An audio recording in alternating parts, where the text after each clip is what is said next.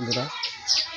চিন্তা করছি আমি অন্তত প্রতি মাসে অন্তত একটা কবর ভিজিটিং করবো ইনশাআল্লাহ।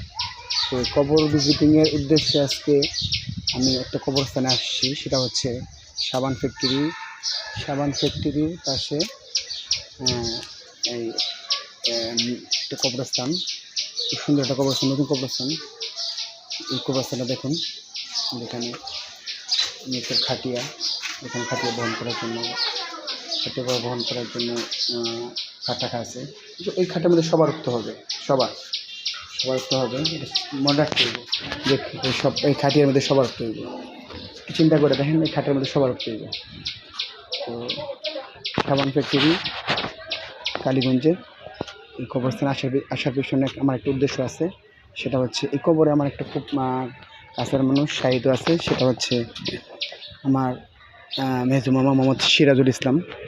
তো সিরাজুল ইসলামের কবর জিয়ারত করার জন্য আসলে কবরস্থানে আসা। তো আপনার সাথে ব্যাপারটা শেয়ার করার জন্য এই ভিডিওটা করা। তো এই দেখেন কত কবরের মানুষ শুয়ে আছে, দেখেন সবগুলো কবর, কোনো কবর ভেঙে গেছে, ভাঙা কবরগুলো দেখেন।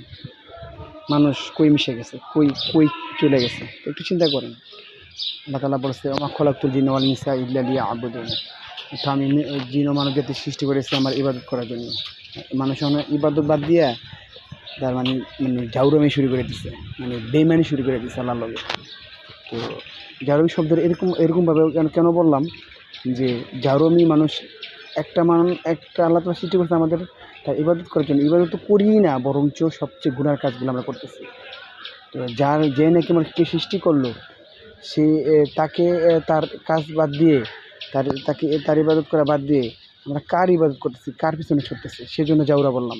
ঠিক আছে, আমার সন্তানদের বাবা কষ্ট করে মানুষ করে, তার ফ্যামিলি তাকে দেখার জন্য, বৃদ্ধ অবস্থাকে দেখার জন্য, সে একটা কিছু করার তার জন্য একটা কিছু করার জন্য, তার ফ্যামিলির হাল ধরার জন্য।